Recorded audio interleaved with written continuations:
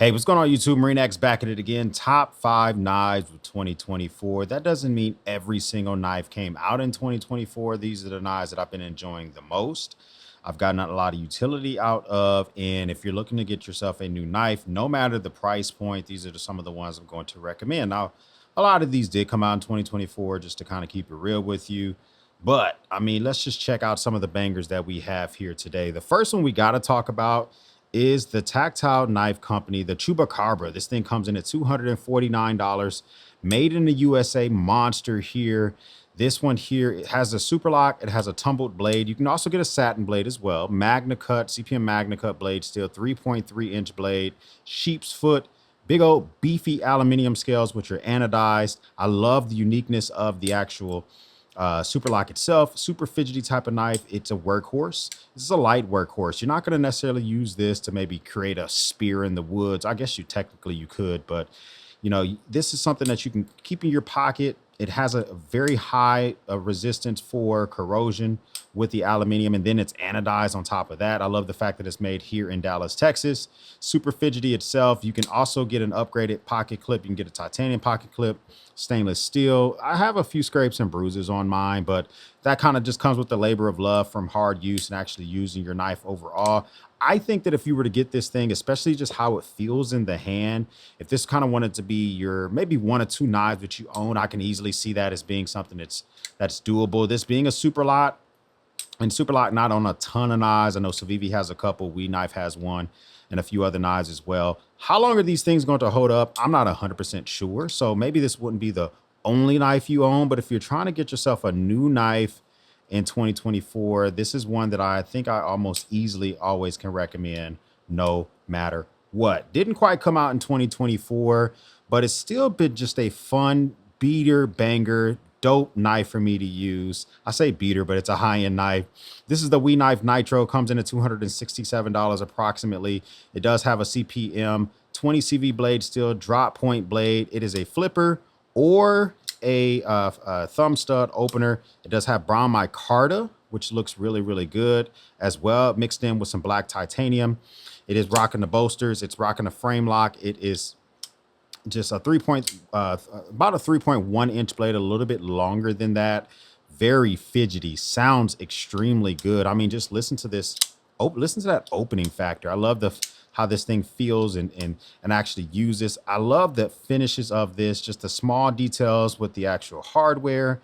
If you go to the lock side, you can see just the small little details of the coloring of the hardware. The show side looks really good as well. This is one of those knives that you tell yourself, like, do I really want to get a frame lock? Do I really need these type of finishes on a knife? I always tell myself I don't need a titanium knife, and I can agree with that. There are a couple that kind of get grandpa excited, and I might as well show them to you. This is one of them. We Knife is normally puts out some bangers. Only real complaint I have about this knife is that it's made in China. Okay, other than that, a lot of good things about it, even all the way down to the jipping on the flipper tab. Like, those little details are types of things that I notice whenever I use a knife. Very, very nice knife to pick up nonetheless. This one just got released. This actually is available for pre-order. If you watch this in the future, this got released October of 2024. This is the CRKT Q Frame. This is the 774. It's going to be about $225 or so. Carbon fiber and titanium scales, a frame lock, bead blast finish. Richard Rogers designs. Love his designs. Made in Italy. Once again, the jipping on the flipper tab. We like that type of stuff around here. It does have a divot in the actual blade, which allows for you to reverse flick it. So I like the fact that you're able to get in there and just use it in a number of different ways. You're not forced to only use the flipper tab. My philosophy is if your knife costs more than $100, you should be able to open it more than one way. This knife has no exception at all. Very, very nice overall design. This is a part of about 4 or 5 knives that just came out. CRKT is definitely trying to shift themselves into the more luxury line. CPM Magna blade steel. It does have a drop point shaping. As mentioned earlier, it is a bead blasted finish. I just like the way this thing feels. I think it looks good in the hand. It kind of feels good overall. This is kind of like a silent warrior. It's kind of like a very quiet knife that if you really want to get a luxury frame lock, if you want to get something, if you really are big into the Richard Rogers designs, You want something that has like an Italian, it feels like a taste of Italy in your pocket is how this thing just feels overall. Mini deep carry pocket clip, doesn't get in your way. I've had this thing for well over a month. So I've had a very, very good long time to get familiar with it. And I love the fact that it just has all the features in it that you could imagine in regards to a actual knife, but it doesn't overall feel like that you're not getting your money's worth. If you're going to spend this type of money on a knife, these small little finishes, I think, are very, very important. Now, this is a knife that's older, but it is very successful for Benchmade. This is the Benchmade Adamus. You got to have a knife that can go into the woods with you. It can be a heavy beater, and it's so big that it's almost the size of a fixed blade. Before we talk about this, if you're getting good content out of this video, make sure you hit that like button. Subscribe to the channel as well. I would love to have you guys a part of the battalion. Now, I didn't do any fixed blades in this list because I wanted to keep it to folders. But if you're trying to get a knife that's so effing big that it almost feels like a fixed blade, the Benchmade full-size Adamus is going to be there right for you. This is almost the biggest knife in their lineup. I think right now that belongs to the Crooked River.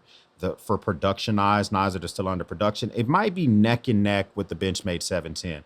Let me know down below which one is the biggest knife right now for Benchmade. Love this thing. CPM crew wear blade steel. It's going to be high resistance to that weather. Cerakote finish gives you even more resistance to weather, but the Cerakote finish also makes it a little bit tactical. It doesn't reflect any light. So if you need to use this off in a distance, you're not going to be signaling the enemy or anything like that. OD green scales on it. The scales are so well done. They almost feel like they're metal. Just really, really well done. The liners in this thing feel like that you can slap some with them individually. Just take the liners out and slap somebody with it. Axis lock, of course, 3.7-inch blade steel. Monster of a actual knife. Jipping on here just in case you need to get up on there. Doesn't have a finger choil, but a decent sharpening choil. I love the little designs of the knife overall. This is just a big old beefy knife that if you want to have yourself a knife that can go with you anywhere, no matter what, this is something that you should consider because I'm just a big fan of it that much. And the reason I put this one in my designs for 2024 is because Benchmade knows they have a hit. They've came out with the Mini Adamus, which I just recently sold and I miss it and I want it back. They also have the Auto Adamus, which is a automatic knife that just was released.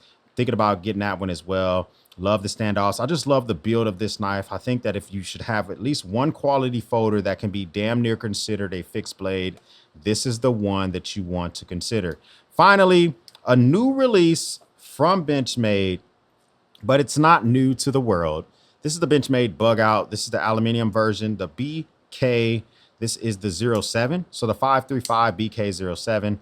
This is 6061 aluminum scales that are aircraft rated, and it is finished with, it's anodized with a brass color. So it looks freaking fantastic. Everybody should have a Bugout. I'm sorry. Even if you shit on Benchmade, you don't like it, whatever, you should have one. Oh, as mentioned before, the Adamus normally costs you about $292.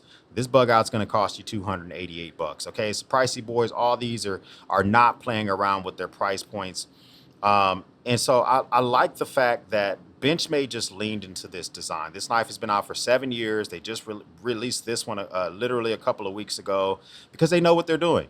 Okay, it is a battle wash blade. Look at that blade itself. It's just like this battle wash black blade finish. Tiffany blue thumb studs. The standoffs seem to be like Tiffany blue as well. I kind of wish they drug that into at least the hardware on the, not on the show side, but one of the sides. Maybe give me some of the same hardware, but I understand you don't want to overdo that too much. Maybe on the pivot, I don't know. I kind of wish I had a little bit more of that Tiffany blue. This is rocking the Bowler M390 blade steel. So Austrian blade steel, but it's still assembled in America knife. I don't know if it can be categorized as made in America. I don't know if it meets the definition. It's assembled in America. But I don't know if at least 75% of this knife is made in America to be 100% considered that way. Let me know if this is 100% considered made in America or not. It's a Benchmade Bugout. I mean, if you're going to own one, this might be the one that you own. I like the M390 series of the Bugouts. You don't want to get, if you don't want to get the S90V one in the carbon fiber, which I don't particularly like the way the carbon fiber looks, the M390 aluminum Bugouts look really, really good. You can get this one, or you can get the actual one that's just a normal aluminum finish, which kind of looks, has fantastic millwork on it. any 5 of these, I would say right now are kind of my top 5 knives for 2024. We kind of got to bring in this is like a standby. Okay. This is just one of those guys that I use it so much. It's been out for years, but we're still going to talk about it. This is a Spyderco PA2. This is an S45EN compression lock, super flicky. It didn't make my top 5 because it's a good knife. But I think this one also cost around 200, about 230 bucks, around that price point. I like the compression lock. I like how flicky it is, but it's so thin of a blade that it does serve a purpose for being slicey. Great for slicing stuff, especially fruits, vegetables, using it in the kitchen, using it for just everyday tasks. But it's just something about the Spyderco. Maybe it's because I messed my tip up with some acid and I can never, maybe I need to, I want to grind it down, but I don't want to mess up the finish of the blade. I've done a lot to this knife to kind of make it my own. You can see the topo design that I did with my laser engraver, but this is a knife. If you don't own any Spydercos, the Spyderco PA2, the paramilitary 2, or the Para 3, not the lightweight versions. I'm talking about the regular compression lock, whether it's the Para 2 or the Para 3, should be a part of your arsenal. There's a lot of other Spydercos you can consider. I like the S45EN on this. I like the way it feels in the hand. The only reason it doesn't make my top is the pocket clip is OF annoying. It is extremely annoying. Like when you have this fully in your hand, none of the other knives on this table get on my nerves as much as this pocket clip. I understand people shit on Benchmade's mini deep carry pocket clip, but it's mini deep carry for a reason. It does not get in your way at all. Even their bigger pocket clips, it's still not as pronounced as the Para 2. So if you can get beyond the actual pocket clip, if you want to get yourself a flicky knife, you want to get used to compression lock, this is something that you should definitely consider. What are some of your top 5 knives of 2024, whether they came out this year? If this is your first time stopping by, hit the subscribe button. I would love to have you a part of the battalion. If this is not your first time stopping by, well, thank you once again for watching me run my grape. For everyone else, we'll speak soon.